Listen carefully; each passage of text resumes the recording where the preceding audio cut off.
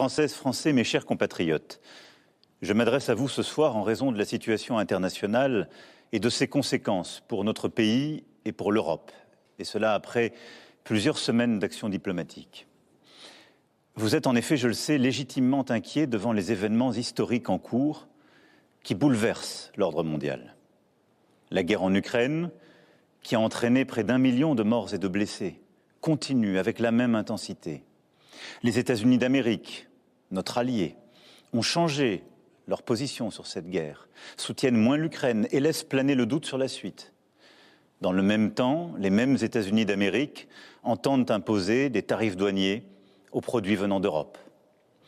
Enfin, le monde continue d'être sans cesse plus brutal et la menace terroriste ne faiblit pas. Au total, notre prospérité et notre sécurité sont devenues plus incertaines et il faut bien le dire, nous rentrons dans une nouvelle ère. La guerre en Ukraine dure maintenant depuis plus de 3 ans. Nous avons, dès le premier jour, décidé de soutenir l'Ukraine et de sanctionner la Russie. Et nous avons bien fait, car c'est non seulement le peuple ukrainien qui lutte avec courage pour sa liberté, mais c'est aussi notre sécurité qui est menacée. En effet, si un pays peut envahir impunément son voisin en Europe, alors personne ne peut plus être sûr de rien. Et c'est la loi du plus fort qui s'applique. Et la paix ne peut plus être garantie sur notre continent même.